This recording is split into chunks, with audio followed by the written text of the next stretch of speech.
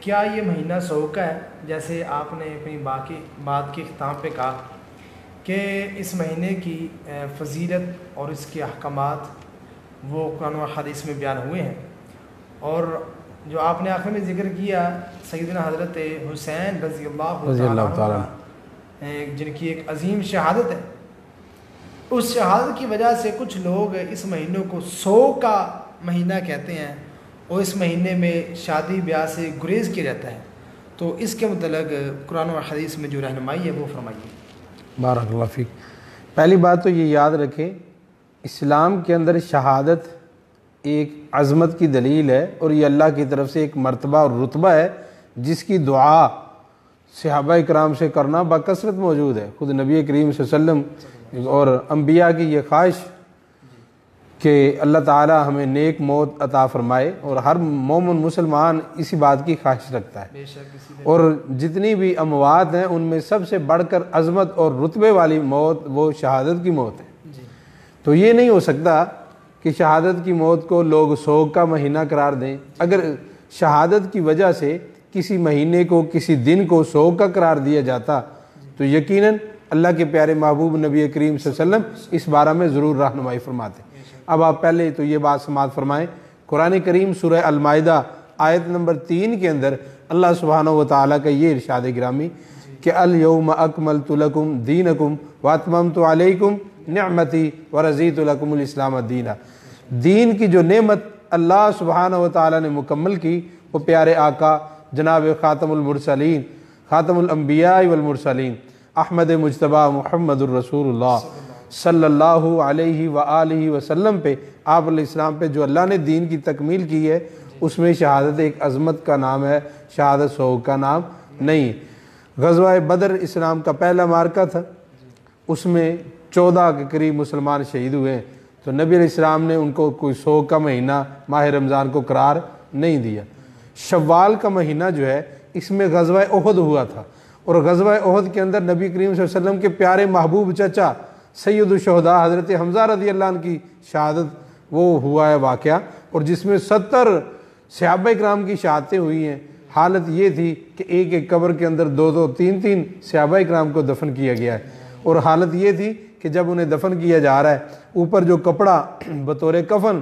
دیا جا رہا ہے، جب وہ سر کو ڈانپا جا رہا ہے تو پاؤں ننگے ہو رہے ہیں، پاؤں کو ڈانپ دیا جاتا ہے تو سر ننگا ہو رہا ہے۔ آپ علیہ السلام کے حکم سے ان کے سر کو چھپا دیا گیا، اور پاؤں کی طرف اذخر نامی گھاس جو ہے وہ ڈال کے انہیں چھپایا گیا ہے۔ تو پیارے مدنی کریم صلی اللہ علیہ وسلم نے اس مہینے کو بھی سوگ کا مہینہ نہیں قرار دیا۔ اسی طرح جمادی الاولیٰ کے اندر غزوہ موتا ہوا ہے، جنگ موتا۔ اس جنگ کے اندر نبی کریم صلی اللہ علیہ وسلم کے چچا کے بیٹے حضرت جعفر طیار رضی اللہ تعالیٰ عنہ، حضرت علی المرتضیٰ رضی اللہ عنہ شیر خدا کے بھائی ہیں یہ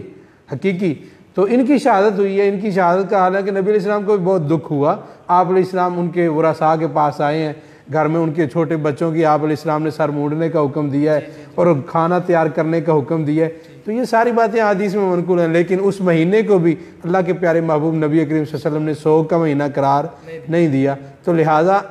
شریعت اسلامیہ میں عورت کے لیے حکم یہ ہے کہ جس کا خاوند فوت ہو جائے وہ 4 ماہ 10 دن تک سوگ کرے گی۔ اس کے علاوہ اگر کوئی اس کا اعزہ و اقربا میں سے بھائی، بیٹا، باپ فوت ہو جائے تو عورت کو یہ اجازت ہے وہ 3 دن تک سوگ کر سکتی ہے۔ مرد کے لیے تو سوگ کا کوئی ایسا حکم ہی نہیں، پھر یہ سال ہر سال ایسا کام کرنا اس کی شریعت میں کوئی دلیل نہیں ہے۔ اللہ سبحانہ و تعالیٰ سے یہی دعا ہے اللہ قرآن و سنت کو سمجھنے کی، اس پہ عمل پیرا ہونے کی توفیق دے۔ جی بارک اللہ فیک۔ یعنی آپ صاحب کی بات سے معلوم یہ ہوا کہ ہمارے ہاں جو یہ بات مشہور ہے کہ یہ سوگ کا مہینہ ہے، ایسا اسلام کے اندر کسی قسم کا کوئی تصور نہیں ہے، اور اگر کسی ایک چونکہ شہزادے ہیں وہ جنت کے، ان کی شہادت کی بنا پہ اگر اسے سوگ کا کہا جائے تو اس سے پہلے سید شہداء اللہ کے نبی نے اپنے چچا حمزہ کو کہا ہے، تو جس مہینے میں ان کی شہادت ہوئی ہے اور آپ کے بے شمار صحابہ 70 کے قریب جن کی شہادت ہوئی ہے، ان کا وہ جو مہینہ ہے اسے سوگ کا قرار دیا جاتا ہے۔ چونکہ اسلام کی ایک داستان، لمبی داستان ہے، جسے بیان کرنا میں کہتا ہوں ایک مجلس کیا کئی مجلس گزر جائیں، لیکن شہداء کی تاریخ وہ ختم نہیں ہو سکتی۔ تو اسی طرح آپ سب تیسرا سوال یہ ہے کہ اس مہینے کے اندر سیدنا حضرت حسین رضی اللہ تعالیٰ عنہ کا مقتا بنایا جاتا ہے، تو وہ در در پہ بکاری بن کے بھیجتا ہے، لوگوں کے پاس جاتا ہے اور کہتے ہیں جناب اسے ہم نے یہ منت مانگی تھی، ہم نے اسے امام حسین کا مقتہ بنایا ہے تو اسے کھلا دیجئے۔ تو اس مہینے میں اس مہینے کے علاوہ بھی غیر اللہ کے نام کا کسی کو مقتہ کہنا یا مقتہ بنانا وہ شریعت کی روشنی میں کیسا ہے؟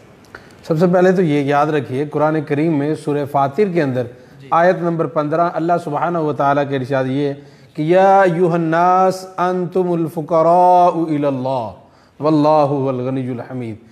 اللہ سبحانہ و تعالیٰ یہ بات ارشاد فرماتے ہیں کہ تم جتنے بھی لوگ ہو، یا ایھا الناس میں سارے کے سارے لوگ شامل ہیں، اولاد آدم ساری کی ساری اس میں شامل ہے، وہ انبیاء ہوں، صلحاء ہوں، اتقیاء ہوں، شہداء ہوں، سب کے سب شامل ہیں۔ فرمایا تم سب فقیر ہو، غنی ایک اللہ ہے۔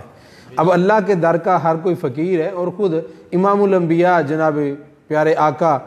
و مولا نبی پاک صلی اللہ علیہ وسلم کا ارشاد گرامی کیا ہے، آپ علیہ السلام کی دعاؤں میں ایک دعا کے الفاظ یہ ہیں، اللہم انت الغنی و نحن الفقراء، اے اللہ تو غنی ہے اور ہم تیرے در کے فقیر ہیں۔ یہ امام الانبیاء صلی اللہ علیہ وسلم کی دعا ہے۔ اگر کائنات میں کسی کو عظمت کی وجہ سے، شرف اور منزلت، مقام اور مرتبے کی وجہ سے اس کے نام کا منگتا بنانا جائز ہوتا تو نبی پاک صلی اللہ علیہ وسلم کے نام کا منگتا صحابہ کرام اپنے بچوں کو ضرور بناتے، بے شک، یا اہل بیت یہ کام کرتے۔ جب انہوں نے یہ کام نہیں کیا، خود امام علی مقام حضرت حسین بن علی رضی اللہ تعالیٰ عنہ ان سے ایسا کرنا ثابت نہیں، ان کی آل سے ایسا کرنا ثابت نہیں ہے، تو یہ ان خرافات میں سے ہے جو بعد میں لوگوں نے ان کی محبت میں غلو کرتے ہوئے وہ دین اسلام کا حصہ سمجھ شاید دین کا حصہ سمجھ کے یہ کام شروع کر دیے۔ اللہ تعالیٰ ان بھائیوں کو بھی ہدایت دے، ایسے کام جو ہیں شرعاً جائز نہیں ہے۔ اللہ کے علاوہ کسی کے نام پہ بھی سوال نہ کیا جائے، اور جو اللہ کے نام پہ سوال کرے اس کا سوال پورا کرنے کا شریعت ہمیں حکم دیتی ہے، اسے کچھ دینا چاہیے۔ اللہ تعالیٰ قرآن و سنت کی صحیح سمجھ عطا فرما دے۔ بارک اللہ فیک۔ اسی طرح آپ سب سوال یہ ہے کہ سبیلے لگانا، ایک تو امام حسین کا مقتہ بنا، جیسے آپ نے روشنی میں بتایا کہ شریعت کی روشنی میں کسی کو امام حسین کا مقتہ ہو یا کسی اور کا مقتہ غیر اللہ کے علاوہ بنانا یہ قطعاً درست نہیں۔ تو اب سب سوال یہ ہے کہ یہ سبیلیں جو لگائی جاتی ہیں اور بالخصوص 9-10 محرم کے ایام کو مخصوص کر کے، اور اس طرح پھر وہاں پہ کھیرے تقسیم کی جاتی ہیں یا شرینی بانٹی جاتی ہے، یا جسے پنجابی میں کلچیاں ٹوٹیاں کہتے ہیں، وہ بنا کے اس میں تھوڑا تھوڑا پانی ڈال کے یا کھیر وغیرہ ڈال کے وہ بچے تقسیم کرتے ہیں، لوگ محلے میں تقسیم کرتے ہیں ان چیزوں کو، تو ایسا کرنا وہ شریعت کی روشنی میں کیسا ہے؟ یاد رکھیے افضل ترین جو صدقہ قرار دیا گیا ہے وہ پانی پلانا ہے۔ یہ حدیث مبارکہ کا سلسلہ حدیث صحیحہ میں یہ حدیث مبارک موجود ہے۔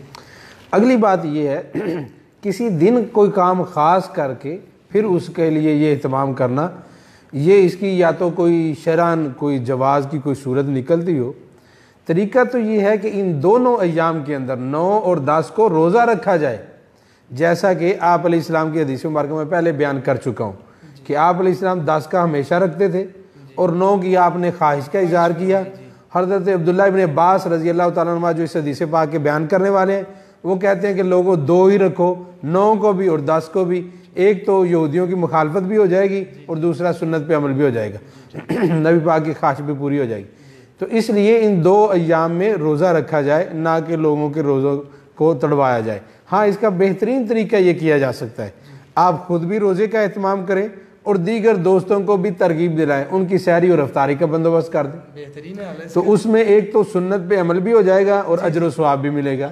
دونوں کام ہو جائیں گے۔ یہ ہم اس کام سے منع نہیں کرتے، خیرات کرنا یہ کسی دن بھی منع نہیں ہے، پانی پلانا کسی دن بھی منع نہیں ہے، تو آپ ایسا کریں کہ اسے سنت کے رنگ کے اندر رنگ لیں اپنے عمل کو، تو یقیناً اس کا فائدہ دنیا میں بھی ہو آخرت میں بھی ہو۔ اگر سنت کو چھوڑ کے کوئی بھی عمل کریں گے، وہ چاہے پہاڑ کے برابر کیوں نہ ہو، تو وہ رائگاں ہوگا، اس کا کوئی اللہ رب العالمین کے ہاں اس عمل کا کوئی وزن نہیں ہوگا۔ اسی عمل کا وزن ہوگا جو نیک عمل نبی کریم صلی اللہ علیہ وسلم کی سنت کے مطابق ہوگا۔ تو اللہ سبحانہ و تعالی مجھے آپ کو سنت کے مطابق ہی اعمال کرنے کی توفیق دے۔ جی بارک اللہ فیک۔ یعنی اس سے بھی یہ معلوم ہوا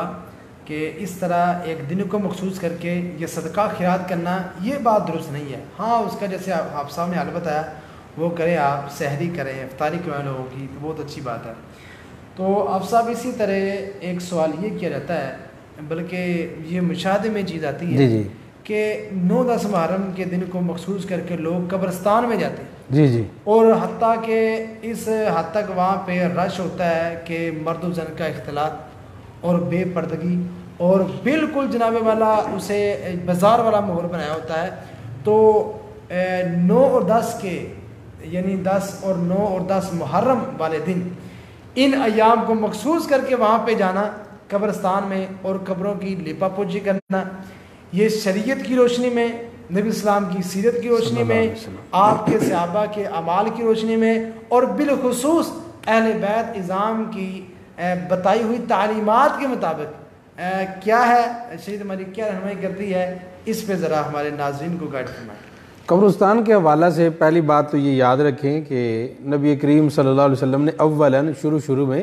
اس بات سے منع فرمایا تھا، پھر آپ نے جب اجازت دی تو یہ بات ارشاد فرمائی نہیتکم عن زیارت القبور فزوروها فإنها تذکر الآخرہ، فرمایا پہلے میں نے تمہیں ابتداءً اس بات سے منع کیا تھا قبروں کی زیارت کے لیے جانے سے، لیکن اب میں تمہیں اجازت دیتا ہوں کہ تم جاؤ، اور نبی کریم صلی اللہ علیہ وسلم نے اس کا ایک سبب بھی بیان کیا ہے، ایک فائدہ بھی ذکر کر دیا ہے۔ قبرستان جاؤ گے وہاں پہ جانے کا فائدہ کیا ہوگا؟ فرمایا فائدہ یہ ہوگا کہ فإنها تذکر الآخرہ، تمہارے دل میں آخرت کی رغبت پیدا ہوگی، دنیا کی بے ثباتی، دنیا کے بے فائدہ ہونا اور دنیا کا جلد ختم ہو جانا، یہ ساری باتیں تمہارے ذہن میں آئیں گی کہ ہم سے زیادہ طاقتور لوگ دنیا میں نہیں رہے، وہ یہاں قبرستان کے اندر آ کے یہاں شہر خموشہ کے باسی بن چکے ہیں، تو ایک دن میں نے بھی آنا ہے، آخرت کی تیاری کی فکر پیدا ہوگی۔ اور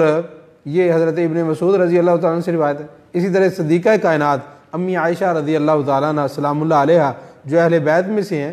وہ اپنے بھائی حضرت عبد الرحمن بن ابی بکر رضی اللہ تعالیٰ عنہما ان کی قبر کی زیارت کے لیے گئیں، تو وہاں سے پلٹ کے آئیں تو ان سے سوال ہوا۔ عبداللہ بن ابی ملیکہ رضی اللہ تعالیٰ عنہ وہ اس بات کو اماں جی سے بیان کرتے ہیں، تو اماں جی نے بھی یہی بات بیان کی کہ نبی پاک صلی اللہ علیہ وسلم نے پہلے اس سے منع کر دیا تھا، اب آپ علیہ السلام نے اجازت دی ہے، تو اماں جی نے وہ دعا ذکر کی کہ جب تم قبرستان جاؤ تو ان کے لیے دعا کرو، السلام علیکم علی الدیار من المؤمنین والمسلمین۔ تو ایک تو بات یہ یاد رکھیے، قبرستان جانا کس مقصد کے لیے؟ قبرستان جانا ہے آخرت کی یاد کے لیے، قبرستان جانا ہے مومنین کی دعا کے لیے، تو اگر ان کاموں کے لیے جائے تو بالکل جائز اور درست ہے، وہ کسی دن بھی جائے، کوئی کسی دن کے ساتھ ممانعت نہیں ہے۔ ہاں اگر شرعی حدود کا عورتیں خواتین وہ پاس اور لحاظ نہیں کرتی، بے پردگی کے ساتھ جائیں اور وہاں جا کے بھی پھر واہیات بولیاں بولیں اور نوحے وغیرہ پڑھیں، اور یا وہاں پہ جا کے قبروں کی بے حرمتی کریں، قبروں کے اوپر بیٹھیں یا قبروں کے اوپر وہ پاؤں رکھ کے چلنا شروع کر دیں، تو ان باتوں کی ممانعت ہے، شرعاً اس بات کی اجازت نہیں ہے۔ پھر وہ قبرستان کے اندر قبروں کی لیپا پوچھی شروع کرنا، اور وہاں پہ ان ایام میں وہ ٹرالیاں مٹی کی ڈال دیتے ہیں لوگ، مٹی بکنا شروع ہو جاتی ہے، پھول کی پتیاں وہاں پہ برسانا، اور پھر وہاں پہ اگربتیاں اور چراغ جلانا، چاول پھینک کے آنا، دال پھینک کے آنا۔ اس حوالے سے ایک چھوٹی سی بات آپ کے سامنے رکھوں گا، یہ میرے پاس ایک کتابچہ ہے آقا کا مہینہ، یہ جو ہمارے مدنی چینل والے احباب ہیں ان کا شائع کردہ ہے، مولانا الیاس عطار قادری صاحب،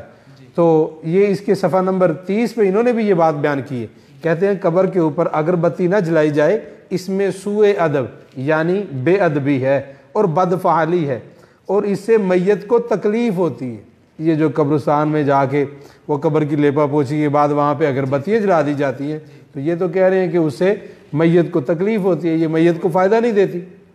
تو پیارے بھائیوں، کام تو وہ کیا جائے جو ہم اپنے پیارے فوت شدگان کے لیے جا کے ان کے لیے دعا کریں جس کا انہیں فائدہ ہو، ان کے لیے استغفار کریں، یا دوسرا کام یہ اگر ان کے ذمے قرض تھا آپ وہ قرض ادا کر دیں،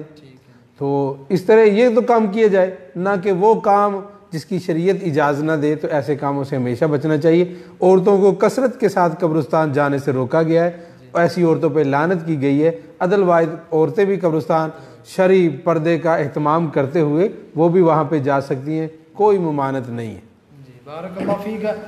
اب صاحب ایک اور بڑا اہم سوال وہ یہ ہے کہ اس مہینے کے اندر نوحے سننا،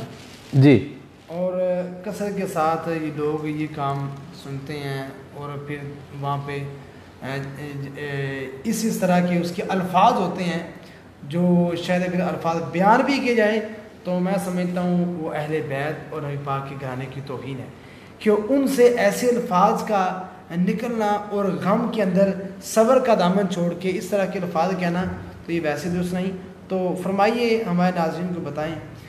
کہ اس مہینے کے اندر نوحے سننا اور سیاہ لباس پہننا وہ کیسا ہے؟ جو جہاں تک تعلق ہے شریعت اسلامیہ میں نوحے کا، جی، تو نوحہ جو ہے اسے جاہلیت کی پکار قرار دیا گیا ہے۔ یہ جاہلیت کی آوازوں میں سے ہے کہ جو حلا اسلام کے آنے سے قبل جو کام کیا کرتے تھے یہ ان کاموں میں سے ہے۔ اور بلکہ ایک حدیث مبارکہ صحیح مسلم کتاب الایمان کے اندر روایت ہے کہ نبی کریم صلی اللہ علیہ وسلم نے فرمایا لوگوں میں جو باتیں کفر کی باتیں ہیں، جاہلیت کی باتیں ہیں، ان میں نسب میں تان کرنا اور اسی طرح فوت شدہ پہ نوحہ کرنا، یہ ان کاموں میں سے ہے جو کفر کی باتیں اور جاہلیت کی باتیں ہیں۔ تو ان کاموں سے مسلمانوں کو تو بالاولیٰ بچنا چاہیے، اس چیز کی اجازت شریعت اسلامیہ میں نہیں ہے۔ اور دوسرا اسی طرح نبی علیہ السلام نے صحیح البخاری کتاب الجنائز کے اندر یہ حدیث مبارکہ موجود ہے، آپ علیہ السلام نے اپنا رخسار پیٹنے سے، بال نوچنے سے، گریبان چاک کرنے سے اور جاہلیت کی یہ پکار لگانے سے آپ علیہ السلام نے منع فرمایا، اور آپ نے فرمایا جو بندہ یہ کام کرتا ہے اس کا ہمارے ساتھ کوئی تعلق نہیں، یعنی اس کا دین شریعت کے احکامات سے کوئی تعلق نہیں، یعنی اس شریعت کے اندر ان چیزوں کا کوئی وجود نہیں ہے، یہ کام وہ ہیں جو شریعت کے مخالف ہیں، زمانہ جاہلیت کی ساری بات، زمانہ جاہلیت۔ جہاں تک یہ سیاہ لباس کی بات بھی آپ نے کی ہے، سیاہ لباس کے حوالے سے دو باتیں یاد کر لیں۔ ایک تو شریعت اسلامیہ میں کسی لباس کی ممانعت نہیں ہے، سوائے کسی مذہب کا کوئی خاص شعار ہو۔ تو یہ جو سیاہ لباس ہے اس کے حوالے سے ہمارے انہی احباب جو ہیں جو سیاہ لباس کو بطور خاص اس مہینے کے ساتھ خاص کرتے ہوئے اس لباس کی فضیلت بیان کرتے ہیں اور پہنتے ہیں، انہی کی کتابوں میں من لا یحضر الفقیہ، اس کتاب کے اندر یہ بات موجود ہے امام جعفر صادق رحمۃ اللہ علیہ کے حوالہ سے، کہ ان سے سوال ہوا کہ نماز پڑھتے ہوئے اگر کوئی بندہ سیاہ رنگ کی ٹوپی پہن کے وہ نماز ادا کرتا ہے تو اس بارے میں ان سے اس کے متعلق سوال پوچھا گیا، تو انہوں نے جواباً یہ بات ارشاد فرمائی کہ یہ لباس نہ پہنا کرو، سیاہ ٹوپی نہ پہنا کرو، یہ اہل جہنم کا لباس ہے۔ من لا یحضر الفقیہ جلد اول ہے، صفحہ نمبر 171 ہے، اور یہ جو روایت ہے اس روایت کا نمبر 766 ہے مترجم نسخہ۔ دوسری اسی صفحے پہ روایت موجود ہے حضرت علی المرتضیٰ رضی اللہ تعالیٰ عنہ سے کہ انہوں نے اپنے ساتھیوں کو جن چیزوں کی وہ تاکید کرتے، جن باتوں کی وصیت کرتے اپنے اصحاب کو، قریبی دوستوں کو، ان میں ایک یہ تھی کہ سیاہ لباس مت پہنا کرو، فرمایا کہ یہ لباس جو ہے یہ فرعون کا لباس ہے۔ اب یاد رکھیے یہ سیدنا علی المرتضیٰ رضی اللہ تعالیٰ عنہ سے یہ منقول ہے، اور اسی طرح نبی پاک صلی اللہ علیہ وسلم کے حوالے سے بھی وہاں پہ یہی بات بیان کی گئی ہے۔ لیکن نبی علیہ السلام سے فتح مکہ کے موقع پہ سیاہ رنگ کی ٹوپی آپ علیہ السلام کے سر مبارک پہ تھی، جیسا کہ صحیح مسلم میں روایت ہے حضرت جابر بن عبداللہ انصاری رضی اللہ تعالیٰ عنہ سے۔ دیگر کتب حدیث میں اور بھی کئی ایسی روایات موجود ہیں۔ سیاہ لباس کی کوئی خاص ممانت قرآن و سنت میں تو نہیں ہے، لیکن وہ جو احباب پہنتے ہیں ان کی کتابوں میں بڑوں نے اسے ممانت کہا ہے اور منقول اہل جہنم کا لباس قرار دیا ہے اور فرعون کا لباس قرار دیا ہے۔ اب سے ہمارا چلتے ہیں، آخری سوال یہ ہے کہ مروجہ جو ماتم سینہ کو بھی کی جاتی ہے، اس میں پیٹا جاتا ہے، اپنے نفس پہ ظلم کیا جاتا ہے، اس کے متعلق بتائیے ہماری شریعت غم کا انداز کیا بتاتی ہے، اور ہماری شریعت غموں کے اندر لوگوں کو کس بات کی رہنمائی کرتی ہے کہ آپ نے اس غم کا ازالہ کن کاموں کے ساتھ کرنا ہے؟ جی، دو ہی باتیں ہیں جی، جب بھی جہاں بھی جو بھی بندے کو صدمہ پہنچے تو اس وقت اہل ایمان کا کہنا یہی ہوتا ہے انا للہ و انا الیہ راجعون، اہل ایمان کا یہ کلمہ ہے۔ دوسرا یا ایھا الذین آمنوا استعینوا بالصبر والصلاۃ، اے اہل ایمان تم اللہ کی مدد طلب کرو۔ اللہ کی مدد کیسے ملے گی؟ دو کام ہے، صبر کے ساتھ، نماز کے ساتھ۔ یہی طریقہ ہے جو انبیاء، صلحاء، صحابہ، تابعین، ائمہ محدثین سب سے منقول ہے۔ واویلا کرنا، جہلیت کی پکار لگانا، ماتم کرنا، سینہ گوبی کرنا، یہ کام نہ تو نبی کریم صلی اللہ علیہ وسلم نے کیا ہے، نہ ہی آپ کے صحابہ کرام نے کیا ہے، نہ انہوں نے یہ ہر سال ایسی کوئی محفلیں مجالس قائم کی، رلا دینے والی وہاں پہ تقاریر ہوں، پھر سینے پہ مارا جائے، سر کو پیٹا جائے، بال نوچے جائیں، ایسے کام کرنا نبی پاک صلی اللہ علیہ وسلم سے، اہل بیت سے، بالخصوص اسی گھرانے سے حضرت علی المرتضیٰ رضی اللہ تعالیٰ عنہ، حضرت حسین، حضرت حسن، اور آگے ان کی نسل سے حضرت امام زین العابدین رحمۃ اللہ علیہ، جن کا اصل نام علی بن حسین ہے، ان سے امام باقر، امام جعفر صادق، کسی سے بھی یہ منقول ہی نہیں ہے۔ اور دیکھیے یہ کیسی بات ہے کہ جتنے بھی مذاہب ہیں، کسی بھی مذہب کے اندر اپنے آپ کو مارنا، اپنے آپ کو پیٹنا یہ ثواب نہیں قرار دیا گیا، کسی مذہب میں بھی۔ اسلام تو کیا، عیسائیت میں، یہودیت میں، ہندو مت میں، کسی مذہب کا بھی آپ مطالعہ کر لیں، کسی مذہب میں میرے علم کے مطابق آپ کو یہ نہیں ملے گا کہ آپ اپنے آپ کو مارو اور آپ کو ثواب ہوگا، سوائے وہ چند لوگوں کے جنہوں نے یہ کام گھڑ لیا ہے۔ اور دوسری بات یہ ہے کہ اس کا ثبوت، اس کا آغاز کب ہوا؟ کہا جاتا ہے کہ معز الدولہ نامی ایک شخص تھا جس نے 352 ہجری کے اندر اس کا آغاز کیا۔ تاریخ ابن اثیر کے اندر امام ابن اثیر نے یہ بات نقل کی ہے۔ اور اسی طرح یہ اردو کی عام کتاب جو ہے اکبر شاہ نجیب آبادی کی، اور اسی طرح شاہ معین الدین کی، ان میں بھی ہاں تاریخ اسلام میں بھی آپ پڑھ سکتے ہیں۔ یعنی 350 صدیوں کے بعد اسلام میں اس کا آغاز یہ کیا گیا ہے۔ تو یہ ایک حکمران تھا جس نے اس کام کا آغاز کیا ہے، ورنہ اس کا تعلق شریعت اسلامیہ میں نہیں ہے، نہ تو نبی پاک صلی اللہ علیہ وسلم سے کوئی منقول ہے، نہ ہی آپ علیہ الصلوۃ والسلام کے صحابہ سے، اور نہ ہی آپ علیہ الصلوۃ والسلام کے اہل بیت سے۔ اکبر شاہ نجیب آبادی کی یہ کتاب تاریخ اسلام جو ہے معروف کتاب ہے، اس کی جلد نمبر 2 میں یہ بات موجود ہے کہ اس نے اس کا آغاز جو ہے وہ 10 محرم الحرام کو کیا تھا، اور اس نے عورتوں کو حکم دیا ماتم کرنے کا، لباس سیاہ پہننے کا، بال کھول کے نکلنے کا، سڑکوں بازاروں میں مرثیے پڑھنے کا۔ تو اس سے پہلے اس کا کام یہ کہیں بھی کوئی ثبوت نہیں ہے، تصور نہیں ہے۔